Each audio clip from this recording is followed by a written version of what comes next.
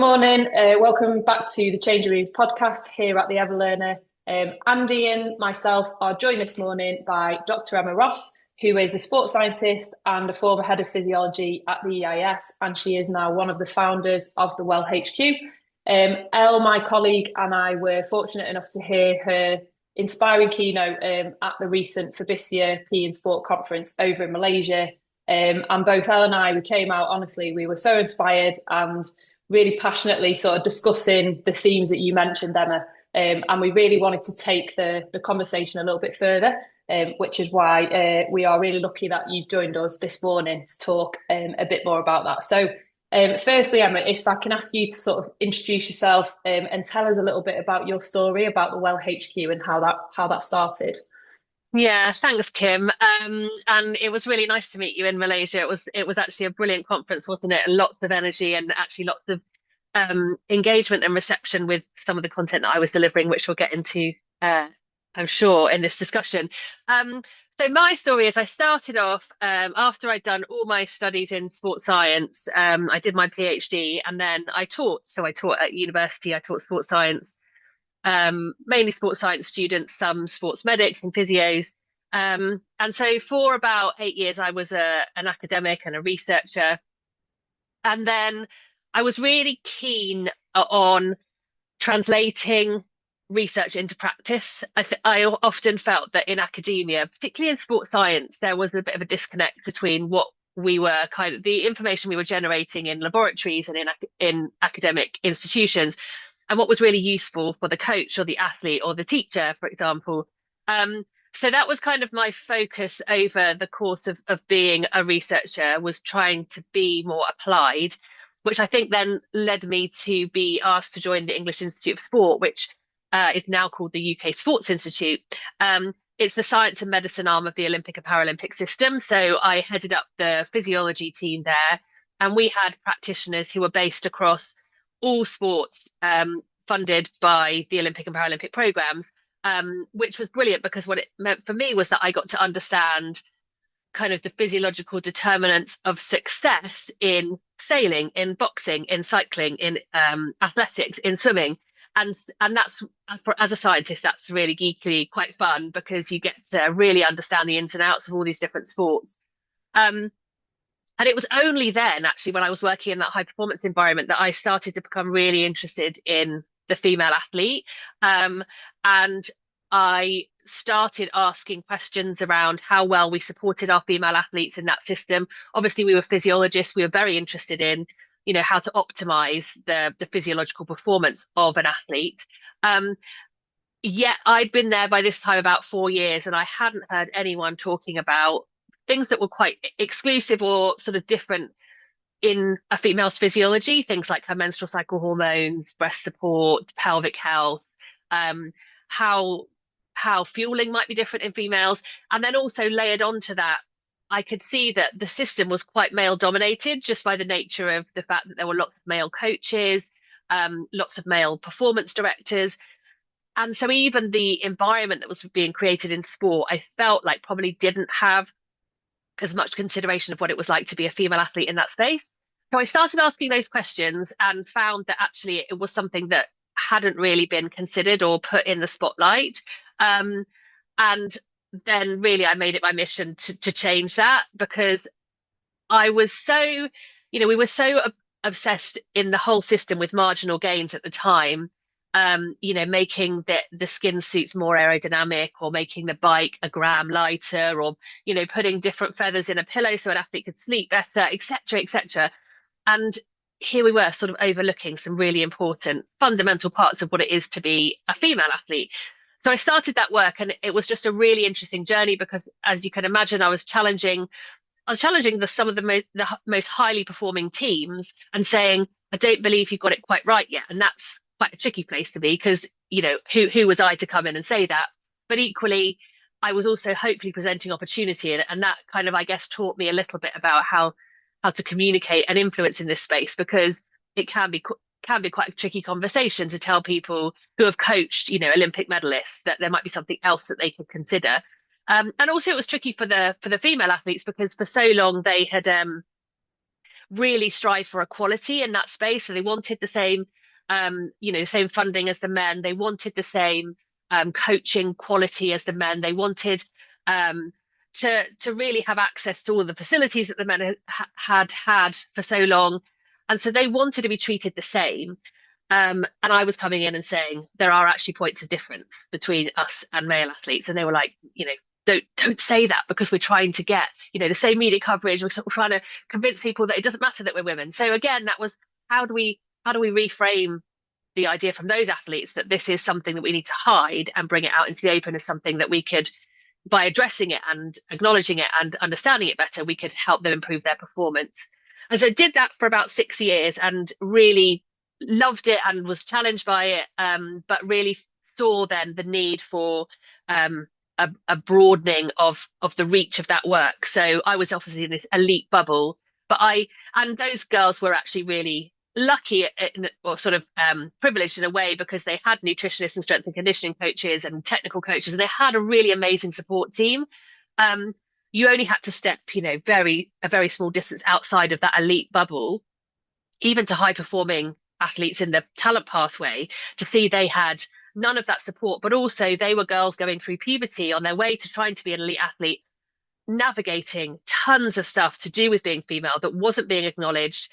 They were either dropping out of the sport, they were either, going down a path of eating disorders or underfueling. And so I kind of saw that actually there needed to be a broader reach of the work. And that's why in 2020, I set up The Well with two other women's health specialists. And one of them, Baz, my co-founder, is a former GB rower. So she had been an athlete in that system that wasn't really designed for women.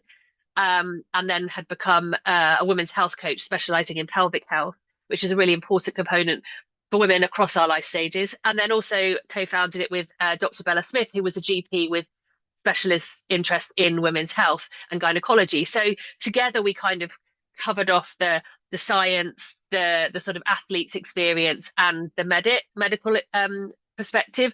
And we quite quickly came up with the idea that our sort of one mission was not to create a product or an app or sort of find a quick fix for women in sport and go, well, if you do this, then everything's going to be brilliant. It was to kind of look at women holistically and say, how do we help them be better educated about their bodies? And how do we help everyone around them in sport, physical activity, and fitness to understand women, whether it's their experience of the world or their physical kind of how they are put together, so that those people can better support women, whether they are their coaches or whether the women are their clients. And so that's what we've been doing for the past 5 years. And we work with a number of NGBs, but we also work, as you know, across lots of schools, just shaping, hopefully, the whole sporting ecosystem. Amazing. Thank you. A couple of things on that. You mentioned your mission at the Well HQ, and you also mentioned girls sort of reaching puberty. You talked about the high performance pathway. So your mission around educating everyone, so whether that's coaches, PE and sport teachers like myself and Andy, anyone who works with girls and women in sport about the female body. Firstly, why do you think that sort of such specific learning is so essential, so crucial for us? And secondly, around that, you mentioned around puberty, and we know that sort of the dropout rates massively increase when girls reach puberty. What do you think are the main causes of that? And then what can we all do to help? Andy and I both have daughters, so we're parents as well as coming at this from kind of a coach's teacher's perspective. And I know this is something that when we were at Fabisia, Elle and I kind of talked at length when we came out of your keynote about sort of educating our daughters as well, I think, and as well, sons and men in sport as well. So yeah, a couple of questions if you can. So I think to the first question, why is this so important? One of the things that I had to do when I first started this work was, because I was working in that high performance system, all of my job was really tied to performance and medals, like as in my salary was like based on the fact that I was helping in some way the system get more medals. And I mentioned that because actually what I had to do is find why this stuff was important. Why bringing menstrual health and periods into the sporting environment was important, why it didn't just sit outside as something that was kind of, like a personal thing for women to have to deal with. Um, and that was a really good exercise because it made me have to not just say, well, of course it's important because it's happening to them, to say, you know what, there is some science and data behind this as well, to say that, performance can be impacted, health can be impacted, availability can be impacted by these female specific topics. And matched with that, knowing that coaches, teachers, personal trainers could, I mean, I went through 7 years of sports science and I probably had an hour maybe on female physiology. Um, you can qualify to be a professional in sport and exercise and fitness and never have learnt about women, being women. And actually, like, when you think about how much you learn about children when you're becoming a teacher, like, how different they are. They're not just small adults. They have different biology, psychology, sociology, and you're kind of trying to learn about that so you can shape how you support them. We hadn't ever done that around being female. And then you link that up with all of the research that underpins the education for PE teaching, for sports science, is based on men. And so all the conclusions we've drawn are really optimized for men and boys, but not for women. And when I started this work, I did a bit of an audit of sports science literature, and only 6% of the research was done on women. So we knew that we had this kind of uneducated system, and albeit not because people were intentionally trying to not understand women, just because, if it's not on your curriculum, you just kind of carry on learning and trusting the fact that you'll come out the other end with everything you need to know. And then about 4 or 5 years ago, there was a big piece of work done by the government to look at women's health more broadly in the UK. And one of the main conclusions was that at every life stage, women are woefully uneducated about their bodies. So we had this kind of perfect storm of women themselves and girls didn't really have a good understanding. And we saw that, like if we think about the menopause, and more recently, that's become a much bigger and open conversation, which is fantastic. But it kind of took a documentary by Davina McCall to put it on the map and for women to say, all right, so not only can we talk about it and I can share my experiences and suddenly I don't feel quite so alone, or that is only happening to me. And also I can get help from professionals. That's crazy that we've, up until then, all the generations of women going through that absolutely inevitable life stage haven't had the information about it. And then if you look back through all of the life stages, yeah, we just aren't teaching girls and women about their bodies enough.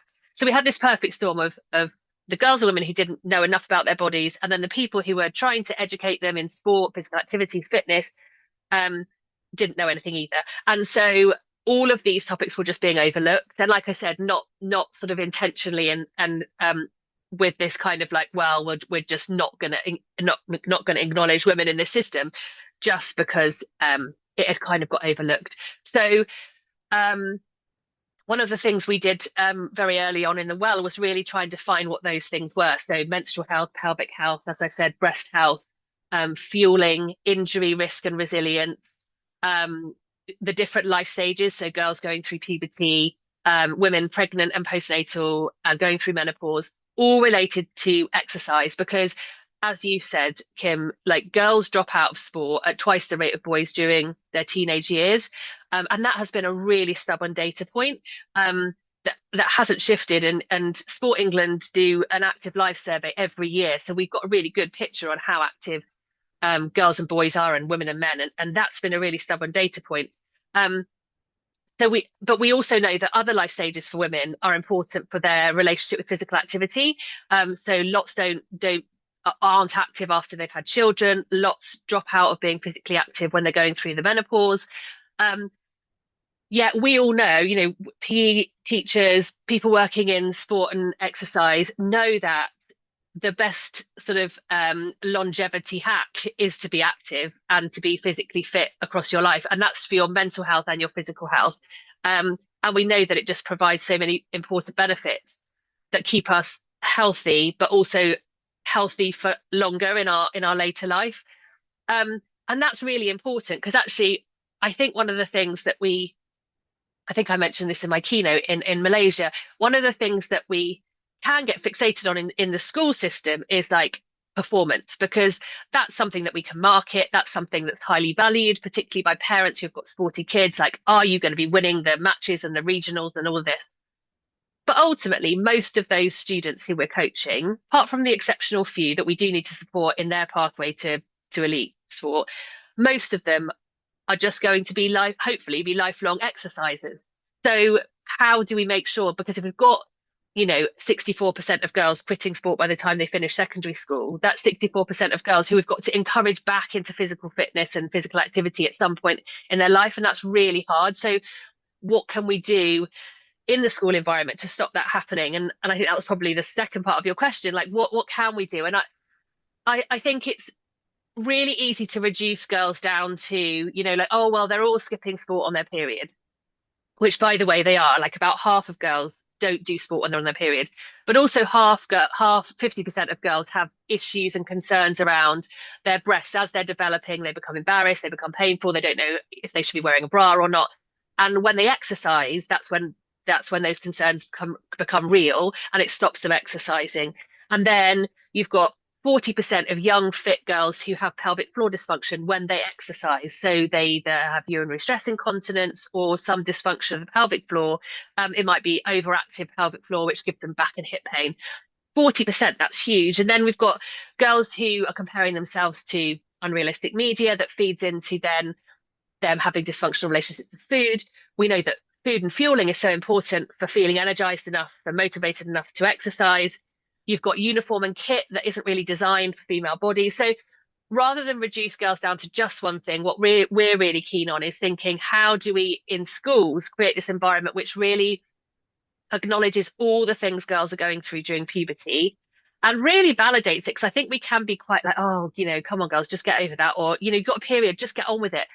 But, we only have to all think back as women to our own experiences of, if you can't get to grips with using a tampon, how on earth are you going to swim? And who can you talk to about it? And I know certainly when I was younger and I was really sporty and I was in that position where I couldn't get to grips with tampons, I didn't know that it was, well, it wasn't probably at the time an okay conversation to have. I just kind of sort of internalized it and went, okay, well, I can't probably do some sports now.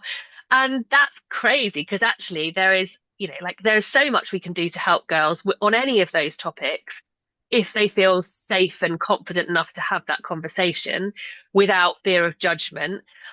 And if the people who support them feel confident and comfortable enough to have that conversation with them, because obviously everyone will remember that, a girl coming to perhaps a male PE teacher and saying, I'm on my period, and him probably going, oh, okay, just go to the library and read a book. Because it feels like, oh God, am I even allowed to have this conversation? So there's so much we can change just in that environment. And I'll just finish on the kind of anecdote about there not being enough research in sports science. And I think that for a while people were like, well, we just don't know enough. So how can we do anything differently? And our view is, oh my gosh, we know so much about what it is to be a girl going through puberty. We know that periods are an issue. We know that hormones changing can make you feel different. We know it changes body shape. It makes girls curvier. They often feel like they're getting bigger, which it goes against what society is telling them. And we know all of this stuff. And actually, we don't have to do anything massively differently. We just have to shift to an understanding and acknowledgement of that and create these spaces where we can sort of nurture girls through that phase. And when it comes to sport, when they're using their body and all of these things become a reality, how can we make that sporting environment one where they feel nurtured rather than like it's absolutely kind of horrifying that they've got to put this new changing body on show and be shouted at and judged, and it's not fun anymore. Thanks, Emma. It's Andy here. I just to draw up on some of the points you've made there. You've highlighted a number of barriers there, particularly in school settings for girls and PE and sport. And obviously those stats that you've highlighted, being so stubborn as well is something that I think all educators are keen to try and make inroads into. I think this probably leads us on quite nicely to talk about the guided coaching program that the Well HQ are putting in place in January, or it's launching in January, and whether you could just tell us a little bit more about how that program works and how schools might be able to then use that to break down some of those barriers, and some of the things that guided coaching program contains. Thanks, Andy. Yes, so we are really excited actually because we are launching, or we've sort of launched the registration for, and we're going to be delivering in January this guided coaching program specifically aimed for people supporting girls who are doing sport and exercise through puberty. So that will be obviously your PE teachers, your coaches within schools, and maybe your coaches within clubs of that age group. Um, and one of the reasons we're so delighted is what a lot of the last few years, our time in schools has been going in to talk to the girls, because hey, you all know that bringing someone else in is, girls listen, or the students will listen to someone else because it's not just the day to day, and also because these topics do feel sometimes quite daunting for staff to deliver on. And so we go in and we talk to the girls and we make it fun and we make it like really normal to talk about all these things happening to their body, and it's great. And the girls will kind of leave very, I think a real shift in mindset about how open we can be and what can be done in the sporting environment to support them. Um, but we very quickly realized we cannot reach all of the girls, and the people that we can reach are the teachers, because for every teacher that we support and make more confident with this content and confident supporting their girls, they are going to be, reaching 200 girls. So we really kind of value being able to equip the teachers and the coaches with what they need to be able to sort of change the environment in sport, or address some of these barriers, and help to remove them for girls, so that the girls either don't drop out, or if they're high performing girls, they really feel like they're supporting them to reach their full potential. So the guided coaching program is some online learning content that can be done kind of in your own time, flexible with, very, very busy teachers' lives, but then also coming together as a group to do kind of real action learning. So to bring it to life in the context of your school or your girls or the sports that you coach, and say, what does this mean for me? And then to kind of really problem solve, because one of the things we're really keen on at the Well is giving people actionable information that they can use tomorrow. So there's quite a few people out there sort of teaching people in sport about the menstrual cycle. And that's amazing because it's very interesting, and it's interesting how it influences our physiology and our psychology. As a teacher, you kind of go, okay, yeah, that's really interesting. What do I have to do, next term? What would really benefit the girls? So we kind of really give actionable, um, and some really easy things to do that don't cost any money and don't take much time, and then obviously kind of a spectrum of things to shift the provision for girls in your school, and really also listening to the cohort. The one thing I really enjoy about our guided coaching programs is that we get to hear real life examples and experiences that then help other people solve those issues in their own school. So yeah, so we're really delighted. People can head to our website to sign up for that, because yeah, we are super keen that, and it's for everyone. It's not just for the female PE teachers. We often get lots of females on these courses, which is great, but we do explicitly have to say, like, for the guys to come, it's often like a huge shift for them, because it's a space where we say, like, there are no silly questions. And we've had PE teachers on who are like, oh God, okay, so I did not know that about women or the women's bodies or girls and what they're going through. And it's like, yes, okay, let's talk about that. And now they leave feeling, but they also, what we do focus on is the boundaries. So with teachers, you as men with young girls, there are safeguarding boundaries, there are boundaries of it feeling comfortable and appropriate. So we also help teachers navigate that too. That's great. I mean, that was going to be my next question, really. As a male PE teacher that still teaches part-time in school, I've been in those scenarios that you talked about earlier where, a girl's come for a PE lesson and said that they're on their period and can't take part. And, it is for me, it's a situation that I don't necessarily feel secure in terms of carrying on that conversation. What advice would you give sort of male teachers in that situation in terms of feeling more comfortable in those situations, and also making the girls feel more comfortable in being able to have those conversations with male teachers as well? Yeah, and I think one of the things that I say is, if you've got a girl coming up to you and saying, oh, it's my time of the month, or I'm having a period, what they expect you to say is, oh, okay, off you go. Or, oh, okay, fine, thanks for telling me. Well, I'll sign you off PE. And sometimes girls then know that that's a really good excuse to use, even if they're not on their period. Because if you're not enjoying PE and you know there's a surefire way to get out of it, and no one's going to question you. So there's loads of stuff going on in that one kind of conversation. And my kind of ask would be, what if, as a PE teacher, you said, "Oh, I'm really sorry to hear that. What about today is really challenging for you?" Um, to which the girls, if I ever say that to the girls, and they're like, "Oh God, no, please don't make them actually have a conversation." I'm like, yes, but if you're using it as an excuse, yeah, shame on you, because we need to like completely undo the myth that we can't exercise when we're on our period. But also, like I want teachers to be able to feel like they can help you. And so asking what it is that's challenging about today is just an open question that then a girl might say, I've got really bad period pain. They might say, I can't swim while I'm on my period. I just can't use the product. Or they might say, I just feel really low. I don't have any energy. I feel sick. Or, but by having that conversation, you're suddenly getting more information about what the barriers are. Now, it might be that you go, okay, I don't have anything else as a teacher. I don't have any solutions, and that's also okay. But it might be that there is like there is a female PE teacher that you can say, you know what, go and have a chat with Miss, because I think there's probably some things that we could try to help or do instead of you doing the full session. But it's not always that the guys have to take on the whole topic. I think that feels quite overwhelming sometimes. And it might be actually the girls knowing that you're not just going to be a walkover because you're embarrassed. You're confident and comfortable to have those conversations, but then also there is perhaps a safe space that they can go and speak with a woman, and that is naturally an easier place for a girl to have a conversation about these sort of things. But that it's almost like it's going to be talked about, and they are going to feel supported. And actually, that might feel awkward at the beginning, but that turns then into a much more open environment where girls are really happy to say what's kind of going on for them, and then knowing that you're as a team of teachers, you're going to try and help them.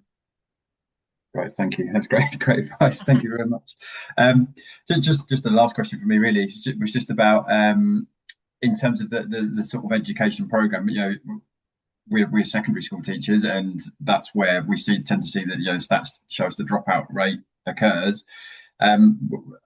Do you feel that perhaps the education needs to start earlier than that, before students even arrive at secondary school, in order to be more aware of their body and what's happening, and also to educate them in terms of that element? I think you talked about resilience during menstrual cycles, those sort of things. Yeah, would you see that as starting a bit earlier than secondary school? Yeah, I mean, like you guys, I've got a daughter who's 9, so and I've got a son who's a teenager, so I've got my own little social experiment in terms of the sort of how they've gone through this phase of their life. But puberty starts from around 8, and bodies start changing, breasts start developing, pubic hair starts arriving, and periods will start a couple of years after those changes first happen. And so, if you're teaching 8 or 9-year-olds, you've got and you can start your periods when you're 9. It won't be very common, but so you've got girls, and actually some research that looked at girls and their preparedness for starting their periods found that 61% didn't feel ready to start. They didn't feel like they had enough information, education. So I definitely think starting earlier, and you don't have to give them all the information. It's a lot for a 9-year-old to take on, but just starting to introduce how their body is going to change, and not just periods, but also things like their breasts are going to develop, and why a sports bra is really important when we move, and things like using food for energy, and things like moving really well. So we know one of the reasons why we see so many injuries in our sort of female athletes is because their training history is much poorer than their male counterparts. And by that, I mean, they haven't been exposed to strength and conditioning, but even before that, they haven't been really like sort of not drilled in a Sergeant Major way, but drilled on movement mastery. And because of our biomechanics, we need more help mastering movement, whether that's, running, jumping, change of direction, or whether it's squatting and hip hinging as in the more advanced setting. We need more help because we don't naturally move in a way that's really robust. So all of those things can start really early, can't they? And letting girls know why that, like why it's happening, right, and why you're teaching them. I would be I'd love it to go into junior schools in a really age appropriate way, but so that by the time you get to senior schools and you're banging on about, like how to manage menstrual cycle symptoms and they're like, oh yeah, like I've got to this place because 3 years ago I was learning about my periods will start and I actually have things called hormones and they might make me feel different on different days. And that might be the only thing that they sort of get drip fed in the beginning. But by the time they get to, oh God, why have I got really bad period pain that stops me from going out and doing my cross country run? Like you can have those conversations because the stage is set, I guess.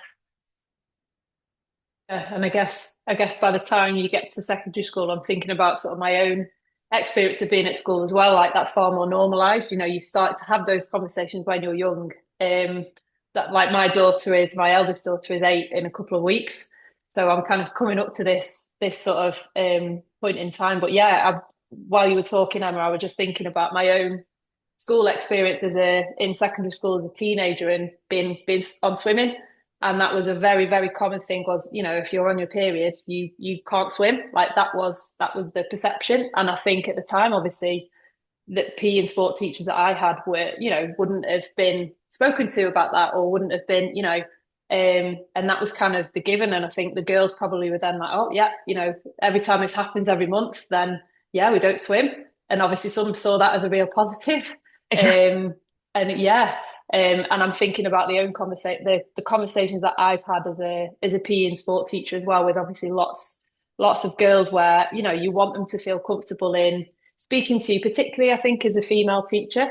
But like you say, obviously there's male PE teachers that come over and teach girls PE, and that should be a conversation that people, you know, for us as teachers as well, everyone should feel comfortable enough to sort of like you said, Emma. I think it's brilliant advice about, you know, what are you finding challenging about today, and how can we best. I think in your keynote you said about, oh, what can we do to support you today, rather than it's a barrier and actually we're allowing that barrier to be in place and keep that barrier in place because we're saying, all right, you're on your period and you can't take part.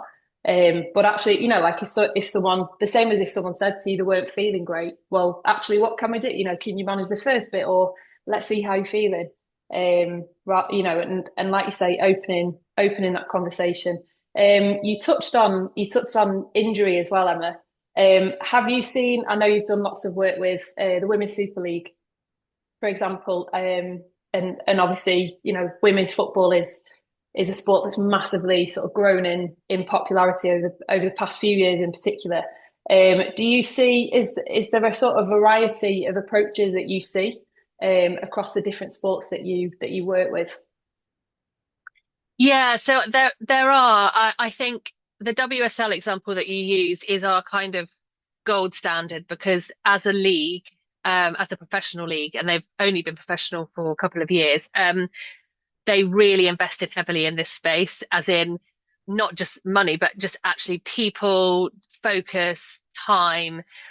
Um, so what the WSL did was say, right, well, and we did some insight work for them before to give them this information, but they said, yep, we agree that like a lot of people here do not know the basics of what it is to be a female. Particularly, they had like coaches who were coming from men's football. They'd never coached women before. They were kind of just coming along and going, well, I'm a really good football coach or a really good strength and conditioning coach for football. That's enough. And it's like, that's not enough. So they said we need to raise everyone's level of knowledge. But then also, if we just do that, there's going to be some people who are like tick the box and then carry on as we were. So they also appointed a female athlete health lead within each club, who is the responsible person for sort of driving actual action, developing a strategy, and saying in all these pillars of health, menstrual health, pelvic health, breast health, fueling, injury, what are we doing? And for some clubs, you know, like the Man Cities and the Man United, that's some of it is extraordinary in terms of the investment into research and injury surveillance and hormone monitoring and or whatever it is. But down at the bottom of the WSL too, with clubs who are not as well resourced, there's still things they can do. And that's kind of our job, is to say, what does good look like for you with the constraints that are in your environment, whether that's budget, whether that's size, whether that's whatever. What does good look like for you in all of these? So actually, as a club or as a school, you can say, like, I'm doing stuff for all of these things. I'm making sure that I know all the girls are starting their periods before they're 16. Otherwise, that's a red flag. And I need to, I know that none of my girls or some of my girls are really debilitated by their symptoms. So I know which ones I need to help. So like having a strategy is brilliant because it holds everyone to account, and it holds, you know, the nutritionist to account and the psychologist to, like, how are you integrating with this? So all of the clubs have that, which has shifted that whole league forward in terms of how well they care for female athlete health. And then we've written some best practice guidance for them, because another thing we don't have very much of in this space is sort of a consensus about what is the best thing to do when it comes to menstrual health. Like, should we be getting all the girls to track their cycles and sharing all their data with the coaches, or and the answer is it's again a spectrum. The approach should really suit you and your environment and the girls, but here's kind of the minimum standards of what we should be doing. So we've written some best practice, which is kind of a central source of truth for those clubs to go, okay, if we're doing this, we know we're doing a good job. And that's a real systematic, strategic approach. When you asked about the variety, you know, you've got other NGBs who create some really lovely content, but it sits on their website. And actually, when we talk to, you know, we've worked with a sport, and I was in a school and the girls came up to me and said, oh, this stuff is amazing. Like, where can I find out more information? And I said, oh, you know, what sport do you play? And they said, this particular sport. And I said, oh, we've been working with that sport and they've created some great resources. But the like missing link was none of their like grassroots stroke membership really kind of knew about it, or why they should visit the website to go and find out about sports bras or injury prevention. So some of the approaches still need refining in terms of activating and making sure that the people who need the information, whether it's the teachers or the players or the athletes, are getting it. But I think we're moving now into we're moving away from, can you come and do one workshop once a year and we say we've done female health, and much more thinking about it like we would do well-being. It's like a holistic approach that should be sort of woven through everything we do in the school environment. For example, this stuff is just should be woven through how we approach sport. And for some, you know, on some days it doesn't really come into the picture, and on other days, you know, there's lots going on, but it's just a natural and open part of helping girls navigate puberty while staying really connected to physical activity. And then to sort of finish off, Emma, I think we spoke about this briefly after the Fabisia conference as well. We were talking about obviously we're in a massive period of transition within education, you know, new curriculum, and the sort of assessment review period that we're going through. And you talked there about a holistic approach rather than, you know, a one-off, do a CPD course, or, you know, go attend a workshop and it's done and you don't need to do it until the next year. In terms of a curriculum and sort of threading it into the curriculum at both, well, primary school level, but also Key Stage 3 and Key Stage 4, what do you think you would sort of like to see included in a sort of new draft curriculum? I mean, it's always really easy to say what we'd like and then know that the expectations on delivery from teachers is really hard. In terms of the provision of PE is often really challenging, isn't it, across the school landscape? But I would we'd really love to see better body literacy in the girls. And that again isn't just a one-off lesson about, you know, your ovaries and your fallopian tubes and your periods. It's about where in the whole sort of school experience can we be bringing this to life. And I think sport is a brilliant place, because when girls start moving their bodies, that's when they're like, oh, my breasts are moving, or they show through my kit and that's weird, and what do I do? Or I'll just stop moving, or I'm having my period and I can't swim, or I leaked urine when I was doing that you know, sprint shuttle test. That was weird. Like, how can we integrate body literacy into physical activity and sport, as well as where it commonly sits in PSHE, and it's quite sort of classroom based. And I understand that puts then another element of sort of, you know, pressure on PE teachers, sports teachers. But I think if we are going to address some of these really stubborn statistics that we've talked about today, something has to shift away from a more traditional, you know, approach to physical education, sport and PE in schools for girls. And I think teachers are doing an amazing job, but actually we really believe that the mandates have to come from above. Like, no one's got time to kind of change the system on their own. But if it starts getting mandated in a curriculum, or it gets mandated in the degrees that you have to do when you're being a PE teacher, to have, like, you know, a module on which is 12 weeks, not 1 hour on, if you're coaching or teaching girls, like that's where we think the changes have to come. And through the curriculum, hopefully that will then be to the girls directly, creating this body literate generation of women who, go through their lives just so much better informed. And I think from a sort of public sort of health and well-being, it just makes sense that if the government are dictating changes to curriculum, they're doing it to enable society to be healthier and more active, and that's, there's lots of things that we need to improve in school curriculum so that people leave with everything we want them to. But I think we know that being active is so important to our overall health.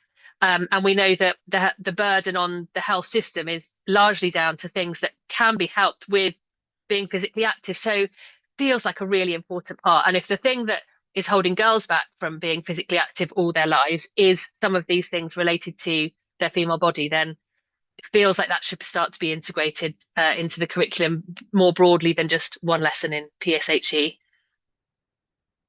Yeah, absolutely. Like you said, I think if, girls feel more comfortable in the first place, whether that's primary school, secondary school age, obviously helping to address that dropout. And that's been the case for a long time, hasn't it?